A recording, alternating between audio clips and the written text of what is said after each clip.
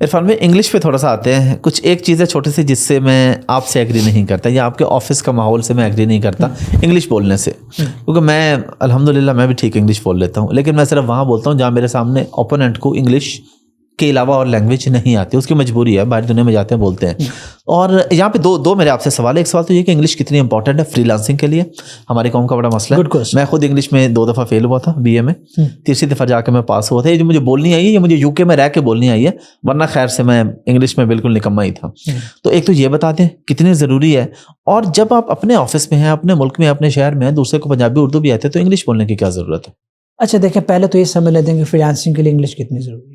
देखो यार, थोड़ा मैं लेंथी जवाब दे देता हूँ ताकि लोग समझें इसको। फ्रीलांसिंग के लिए इंग्लिश इतनी ज़रूरी नहीं है जितना ये ज़रूरी है समझना कि सीखना कितना ज़रूरी है। थोड़ा कॉम्प्लिकेटेड हो गया, आसान कर देता हूँ। फ्रीलांसिंग के लिए इंग्लिश ज़रूरी तब तक नहीं है जब तक आपका स्किल सेट बहुत कमाल का है और आपको अपनी बात कन्वे करना आती है, चाहे वो टूटी फूटी ग्रामर है, आपको वो सोचना भी नहीं है ग्रामर के, क्योंकि अंग्रेज को ग्रामर आती है, आपको सीखने की जरूरत नहीं है। आपने टेक सीख ली, उसके पास नहीं है, तो उसको अपनी ग्रामर रखने दो अपने पास, और आप टेक में जो भी जोड़ तोड़ करके सुना देते हो सुनाओ, लेकिन कॉन्फिडेंस लूज मत करो। ठीक है, आप एक्चुअली छोटे लगना शुरू हो जाते हो क्योंकि आपको अंग्रेजी नहीं आती। जब आप छोटा सोचोगे, छोटा महसूस करोगे, तो आप छोटे हो जाओगे। अंग्रेजी नहीं आती तो आपको छोटा होने की जरूरत नहीं है, तो फिर क्या होगा? आप जाके टूटी फूटी बोलोगे, वो रिफाइन होती जाएगी।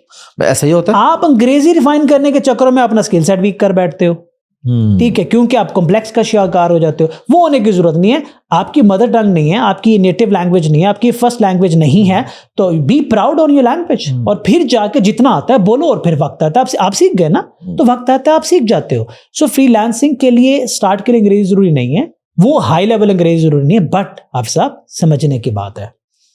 अगर आप जाके डिजाइनिंग सीख सकते हो, प्रोग्रामिंग सीख सकते हो, एडिटिंग सीख सकते हो, कंटेंट राइटिंग तक जा सकते हो, तो फिर अंग्रेजी नहीं सीख सकते? अंग्रेजी अगर आपको नहीं आती तो आपके इर्द गिर्द बॉर्डर है।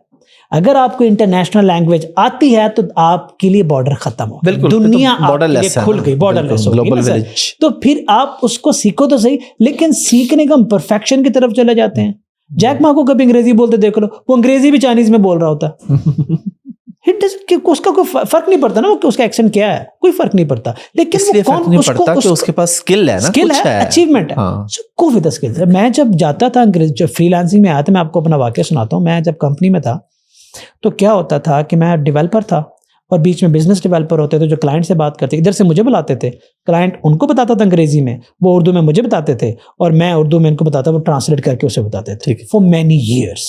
ठीक है, क्योंकि एक अल्फाज नहीं बोला जाता था, और कभी मुझे यस नो करना पड़ जाए तो यहाँ से पसीना गिर रहा होता था। ठीक है, और फिर जब मैं फ्रीलांसिंग में आया तो मुझे लगा यार अब तो कोई ऑप्शन है ही नहीं, टूटी फूटी सही, बस एक बात को 5 मिनट की बात को 15 मिनट में समझाऊंगा, लेकिन काम कमाल का करूंगा, तो मेरी अंग्रेजी की तरफ देखेगा ही नहीं, वो मेरे काम की तरफ देखेगा। लोग मेरे काम की तरफ देखते कि मेरी अंग्रेजी बेहतर होती गई, क्योंकि मैं कॉन्फिडेंट रहा। सो कॉन्फिडेंस लूज नहीं करना। दूसरा, आपने ऑफिस की बात की।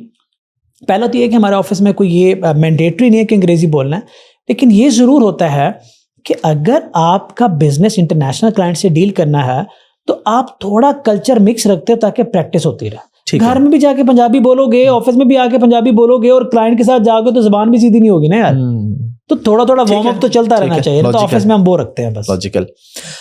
गैजेट्स के ऊपर स्पेंडिंग कब करनी चाहिए, कितनी करनी चाहिए? एक फ्रीलांसर है, उसने काम स्टार्ट किया है, उसके पास एक लैपटॉप है नॉर्मल सा, अब जब उसके पास कुछ अच्छे पैसे आने लगे तो वो कहाँ पे स्पेंडिंग करे? स्किल को बेहतर करे या गैजेट को बेहतर करे? पहले सबसे जो पहली इन्वेस्टमेंट होती है ना, वो आप है, वो आप है। आप कैसे हैं? अच्छा, आपसे मैं बच्चों से आपसे सवाल पूछता हूँ। आपके पास इमेजिन करें कि स्किल नहीं है, अभी आप बेसिक है, आपने कोई ऐसा काम किया, आपको कोई तुक्का लगा, क्लाइंट ने आपको 10 लाख दे दिया, और किसी उस्ताद ने बताया था कि जब आपके पास पैसे हैं तो आपने अपने स्किल पे लगाने हैं। अब 10 लाख हैं, कैसे लगाएंगे स्किल पे? स्किल खरीद लेंगे?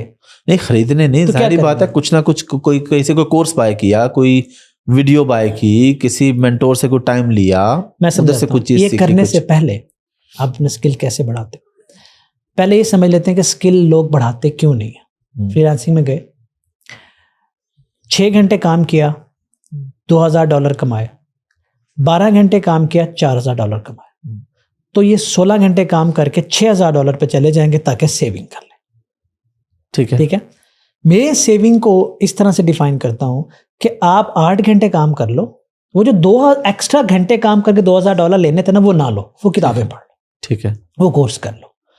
वो जो टाइम बचा के आप अपनी ट्रेनिंग और कम्युनिकेशन पे लगा रहे हो, वो है इन्वेस्टमेंट सर। ठीक है। जो पैसे आपने नहीं लिए, लेके लगाना और बात है, जो आपने नहीं लिए और वो जो टाइम आपने सेव कर लिया।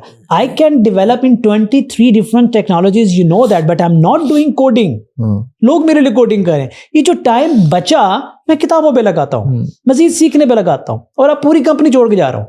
सो सीखने जा रहा हूँ। सीखने का पैशन आपके अंदर होना चाहिए, और वो पैसे, अगर आप मनी ड्रिवन है ना, तो आप 18 घंटे फ्रीलांसिंग करेंगे करते करते। मैं इनको कहता हूँ उबर, ह्यूमन उबर्स। उबर क्या करती है? बैंक से कर्जा लो, उबर खरीद लो, उबर चला दो, पैसे आएंगे, इंस्टॉलमेंट भरते रहो, इधर से इंस्टॉलमेंट खत्म, उधर से गाड़ी खत्म।